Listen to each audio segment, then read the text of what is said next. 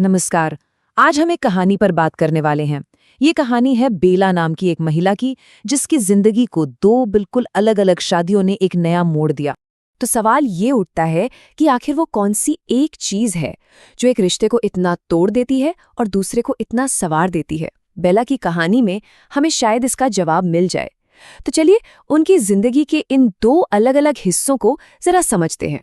कहानी की शुरुआत होती है बेला की पहली शादी से, जो रतन नाम के एक लड़के से हुई। दिलचस्प बात यह है कि ये एक लव मैरिज थी, लेकिन इसकी शुरुआत वैसी बिल्कुल नहीं हुई जैसी उम्मीद थी। बेला ने अपनी शादी की रात को लेकर न जाने कितने सपने देखे होंगे, लेकिन रतन के बर्ताव ने उन सारे सपनों को एक झटके में तोड़ दिया। वो बहुत अधीर था और उसे बेला की तकलीफ या उसके आराम से कोई लेना देना नहीं था। और देखिए, रतन के ये शब्द उसकी सोच को साफ दिखाते हैं। उसने बेला के दर्द को ये कहकर टाल दिया कि ये तो बिल्कुल नॉर्मल है, शादी का हिस्सा है। ये सोचा ही नहीं कि उसकी पार्टनर कैसा महसूस कर रही है। देखिए, रतन का रवैया सिर्फ अधीरता तक ही सीमित नहीं था। वो बेला के दर्द को ड्रामा कहता, बात करने से साफ मना कर देता और शारीरिक तौर पर भी जबरदस्ती करता था। उसने बेला के शरीर पर काटने और चोट के निशान तक छोड़े। इस सब ने एक डर और अविश्वास का माहौल बना दिया था। और जब बेला ने अपने दर्द और तकलीफ के बारे में बात करने की हिम्मत जुटाई, तो रतन का जवाब ये था।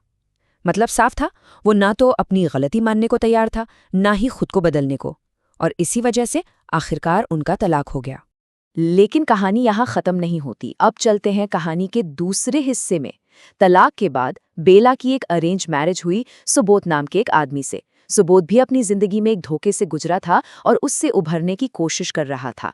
यहाँ जो बात सबसे अलग है वो ये कि ये रिश्ता कितनी धीरे धीरे और कितने सब्र के साथ बना। पहली रात सुबोध में बेला को अकेला छोड़ दिया था कि वो सहज हो सके। 15 दिन बाद जाकर उनकी पहली बार ठीक से बात हुई, जिसमें बेला ने दोस्ती का हाथ बढ़ाया और सुबोध तुरंत मान गया। मतलब ये रिश्ता किसी उम्मीद या दबाव पर नहीं, बल्कि आपसी समझ पर बन रहा था। और एक दिन जब सुबोध ने बेला के शरीर पर पुराने जख्मों के निशान देखे, तो उसने सिर्फ हमदर्दी नहीं दिखाई, बल्कि उसे उन जख्मों से बाहर निकालने का वादा भी किया। उसके ये शब्द सिर्फ कहने के लिए नहीं थे, ये उसके इरादे को जाहिर कर रहे थे। तो इन दोनों रिश्तों में ये जो जमीन आसमान का फर्क था, वो असल में क्या था? चलिए अब इसे और करीब से देखते हैं कि ये फर्क कैसे और कहाँ दिखता है। और देखिए, ये टेबल इन दोनों रिश्तों की पूरी कहानी बयां कर देती है। एक तरफ था रतन का जबरदस्ती और मांग करने वाला तरीका, तो दूसरी तरफ सुबोध का सब्र और सम्मान। जहां रतन सिर्फ हुक्म देता और धमकियां देता था, वहीं सुबोध ने दोस्ती की बात की। एक का स्पर्श जख्म देता था, तो दूसरे का स्पर्श इतना कोमल था जैसे किसी फूल को छूना। और लक्ष्य वो तो बिल्कुल ही अलग थे। एक का मकसद था सिर्फ खुद की संतुष्टि और दूसरे का एक दूसरे को आराम देना और जख्मों को भरना। और यही बात हमें इस कहानी के सबसे बड़े सबक पर ले आती है। वो एक चीज जिसने सब कुछ बदल कर रख दिया, वो चीज थी आपसी सम्मान। ये सिर्फ तमीज से बात करना नहीं है। इसका असली मतलब है अपने साथी को एक बराबर का इंसान समझना और उनकी भावनाओं, उनके आराम और उनकी सहमति को रिश्ते में सबसे ज्यादा अहमियत देना। सुबोध के व्यवहार से हम देख सकते हैं कि सम्मान असल में दिखता कैसा है। ये सब्र रखने में दिखता है, ये ऐसी बातचीत में दिखता है जिससे सुरक्षा और विश्वास बने, ये उस हमदर्दी में है जो पुराने जख्मों को भर सकती है, और ये अपनेपन को एक मांग की तरह नहीं बल्कि एक साझा एहसास की तरह देखने में है।